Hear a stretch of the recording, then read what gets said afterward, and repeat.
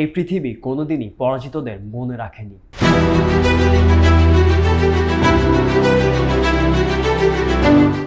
ইতিহাস লেখা হয় তাদেরই হাতেই, যাদের হাতে ছিল ক্ষমতা, অর্থ আর কলম। আর ঠিক সেই কারণেই ইতিহাসের পাতায় অনেক সময় হারিয়ে যান সবচেয়ে আলোকিত মস্তিষ্কগুলো। আজকের গল্প একজন এমন মানুষের যিনি সমাজ ও অর্থের কাছে পরাজিত হয়েছিলেন, কিন্তু বিজ্ঞানের কাছে ছিলেন এক অবিসংবাদিত বিপ্লবী, নিকোলা টেসলা।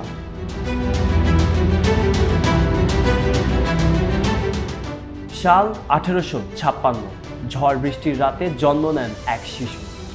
কথিত আছে জন্মের সময় তার দাইমা বলেছিলেন এই ছেলে অন্ধকার ছড়াবে, কিন্তু তার মা শান্তভাবে উত্তর দিয়েছিলেন, না, আমার ছেলে পৃথিবীতে আলো নিয়ে আসবে।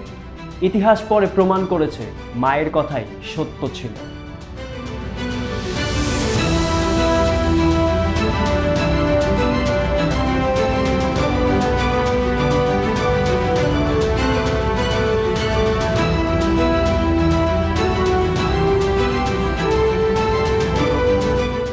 নিকোলা টেসলা ছিলেন অস্বাভাবিক মেধার অধিকারী। যন্ত্রের মুখ না দেখেই যন্ত্রের সম্পূর্ণ নকশা কল্পনা করতে পারতেন। একটি কথা প্রচলিত ছিল, টেসলা যদি বাতাসে হাত নাড়াতেন সেখান থেকেও আইডিয়া জেনারেট হতো।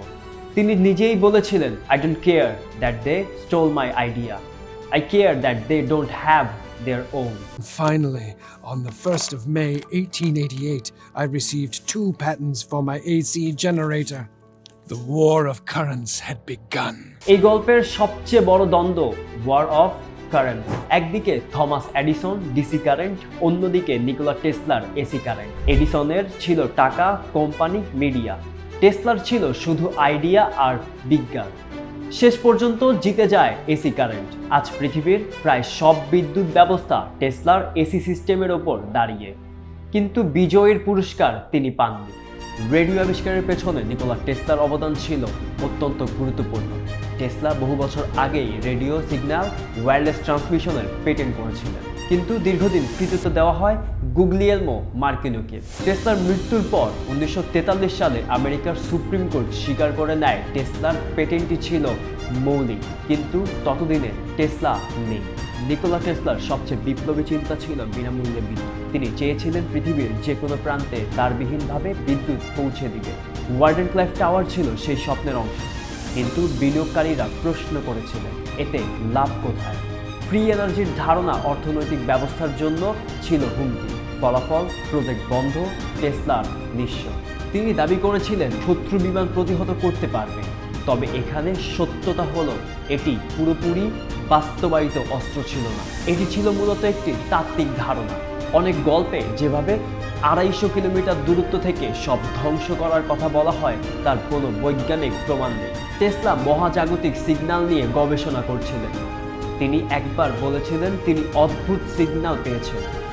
সেখান থেকেই এলিয়েনের সাথে যোগাযোগ নিয়ে গুঞ্জন শুরু হয়, কিন্তু বাস্তবে এগুলো ছিল প্রাকৃতিক রেডিও সিগন্যাল।